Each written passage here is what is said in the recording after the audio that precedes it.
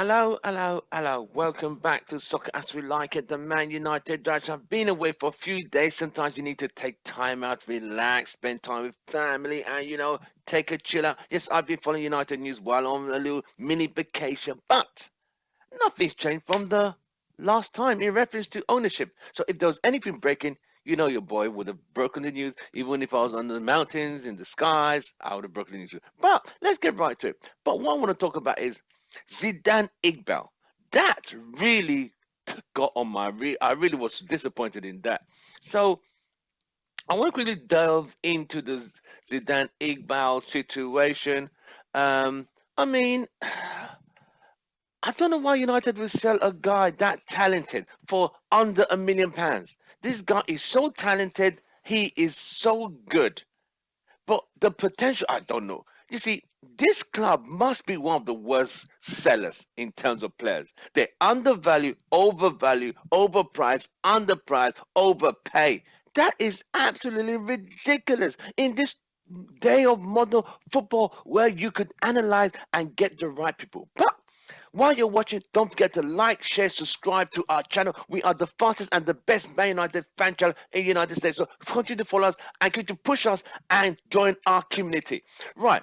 20-year-old who has been at the club since 5 years old. So he's been at the club since he was age 5 as a toddler.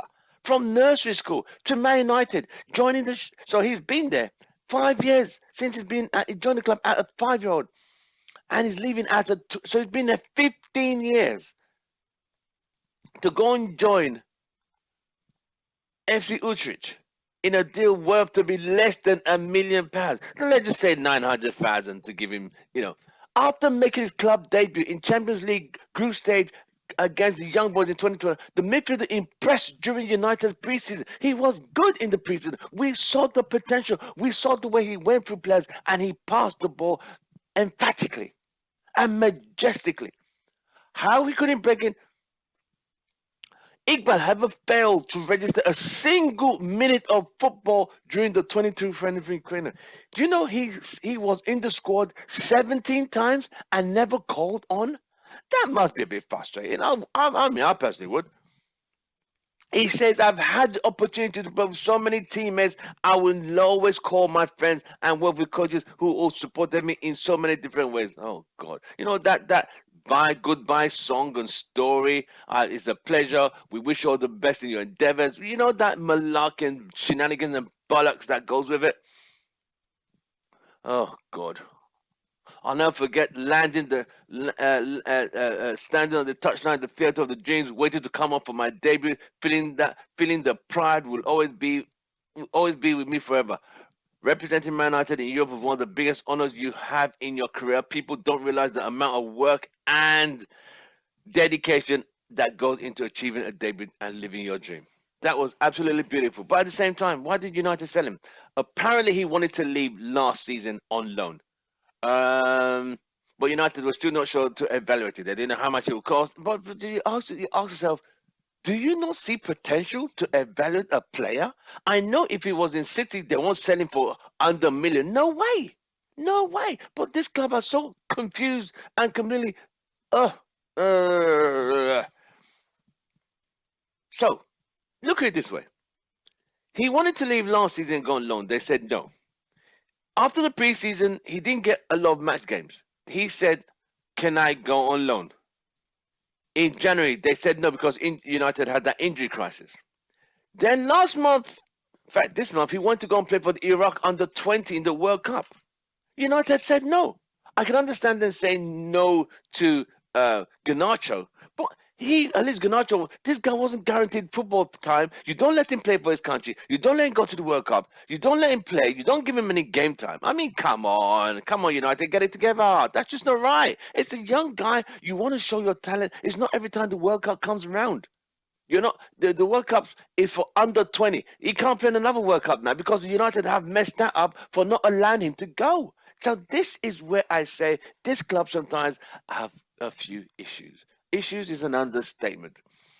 Iqbal, we wish you all the best. I wish United. I'm so disappointed. I'm so upset why they let Iqbal go. I mean, come on. There are some players in that club who should have been long gone, mate. Long gone. And I mean, senior players who should be long gone. This club can't even sell, can't even buy. What the hell can you bloody do? Bloody hell.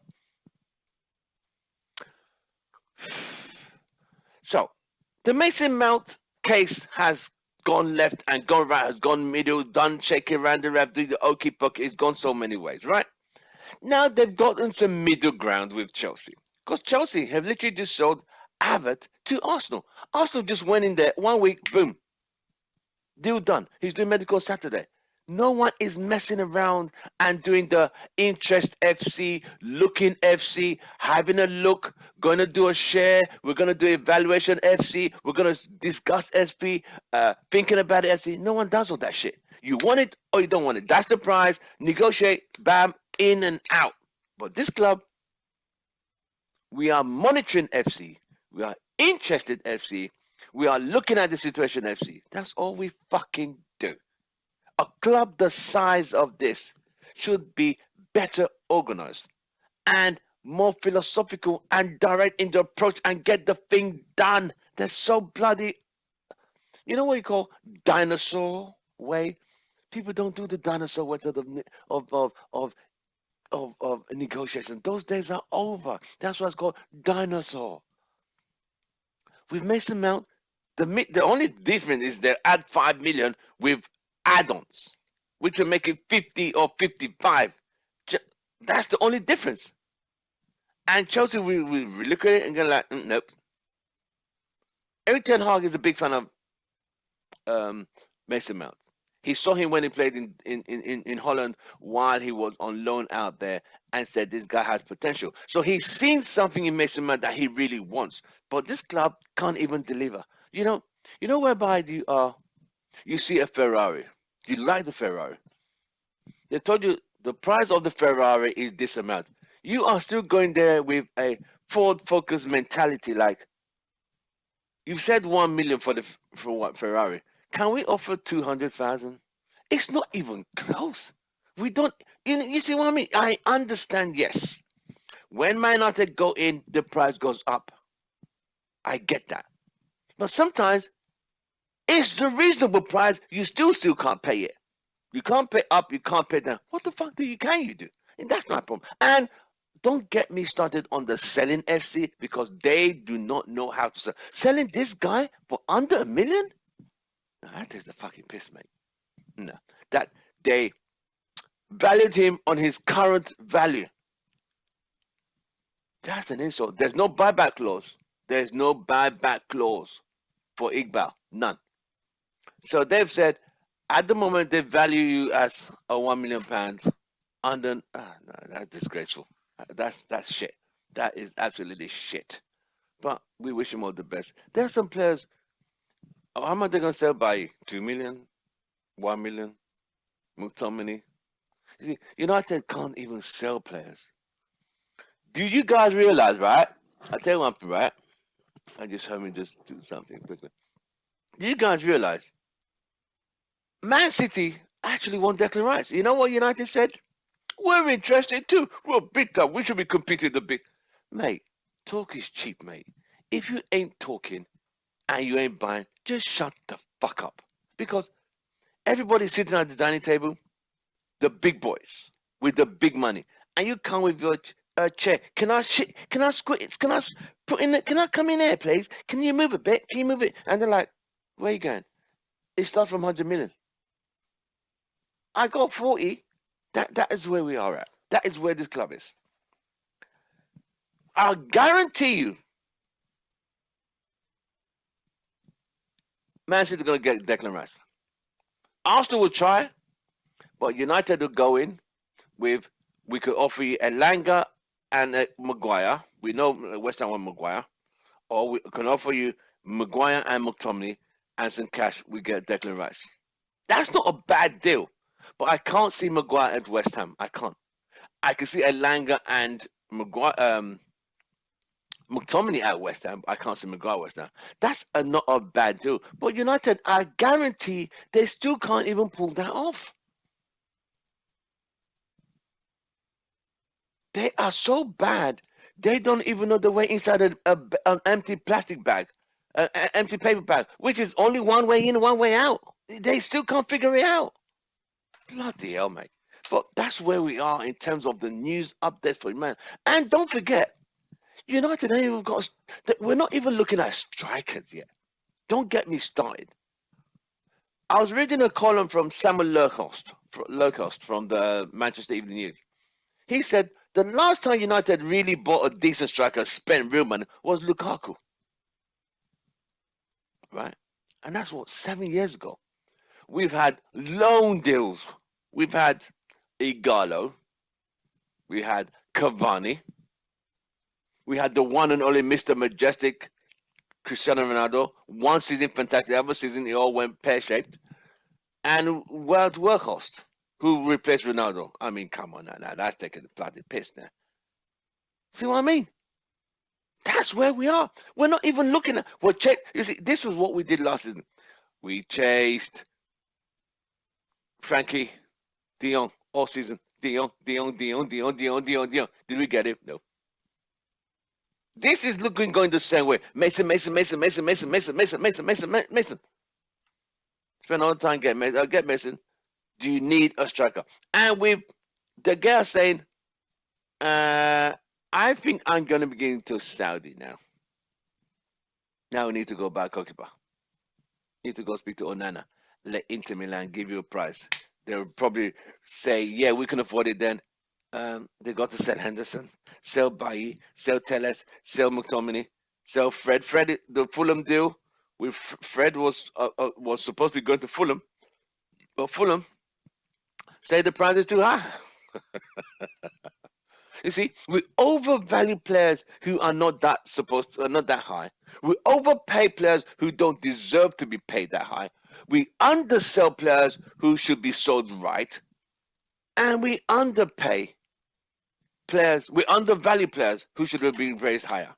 Look at the Herrera situation. I'll never forget that one. Hurt me like a knife through butter. It hurt my heart. It really hurt my heart. That absolutely was just shit. But that is Woodward. So is there a difference between Woodward and this guy? I don't think there's much difference, Arnold, I really don't think. I mean, a little bit, a little bit. But they're all mates. They're all friends. They all hang out. Probably go to the same golf club together, or the tennis club, or the drinking club, whichever one you want to call it. It is what it is. But this is where we are.